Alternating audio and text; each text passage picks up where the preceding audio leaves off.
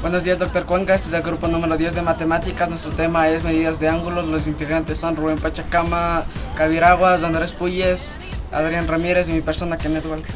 A continuación le vamos a dar un resumen de las medidas de los ángulos. Medida de ángulos. La unidad de medidas de ángulos se obtiene por la división de una circunferencia en 300 partes iguales. La unidad de medida. El valor angular 1 grado resulta ser, entonces el ángulo en el centro comprendido por 2 radios. Se divide en ángulos orientados, reducción de un ángulo de primer giro. A continuación les va a presentar mi compañero. Bueno, yo voy a presentar sobre la inclinación. Se entiende por inclinación la relación entre la altura de la discrepancia respecto a la horizontal y a la longitud de esta. Por ejemplo, una carreta sobre un metro sube 1 metro en 8 metros de longitud. Su inclinación será pues altura de 1 sobre 8 y la longitud 2.8.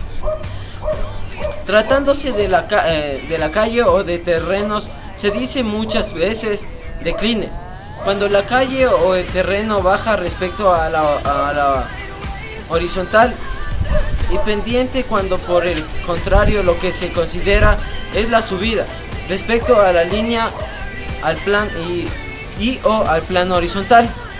Gracias. A continuación mi compañero. A continuación les voy a hablar sobre los ángulos horizontales y verticales. Para medir el ángulo estacionamos el aparato en el punto C y una vez nivelado hacemos coincidir el cero del limbo horizontal con el índice mediante el movimiento particular del aparato. A continuación, mediante el movimiento general dirigimos una visual hacia el punto A. Ahora, utilizando el movimiento particular de nuevo visamos el punto B.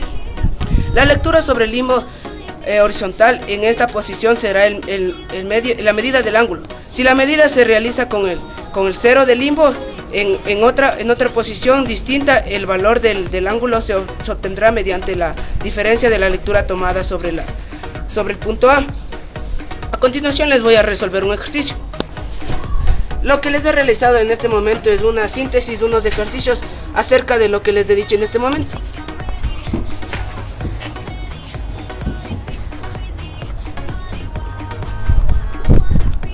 A continuación mi compañero. Bueno, yo les voy a hablar de los ángulos orientados.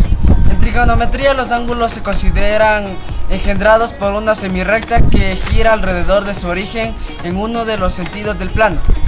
Por convención se toma como positivo el sentido del antihorario y negativo el sentido correcto del horario a las agujas del reloj.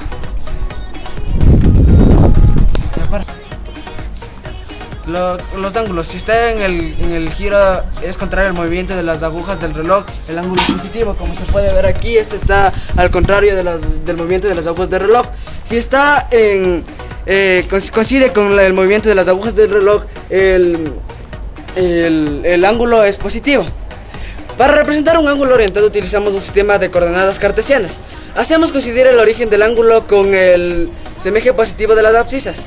La posición del lado extremo dependerá de la amplitud del ángulo y de su signo. Los ángulos se clasifican según el cuadrante que pertenecen a su lado extremo. Así, por ejemplo, el ángulo de 150 grados es un ángulo del segundo cuadrante y un ángulo de menos 45 grados del cuarto cuadrante. Reducción de un ángulo de primer giro. Al considerar los ángulos como giros, es posible definir ángulos mayores de 360 grados. Consideramos, por ejemplo, un ángulo de 420 grados. Para girar 420 grados, hemos de efectuar una vuelta completa y girar más de 60 grados.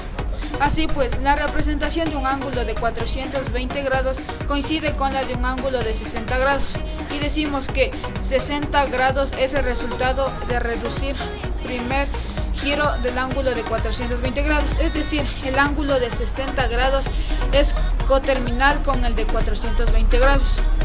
Luego, para reducir un ángulo de primer giro, dividiremos la medida del ángulo entre 360 grados para saber cuántas vueltas completas contiene.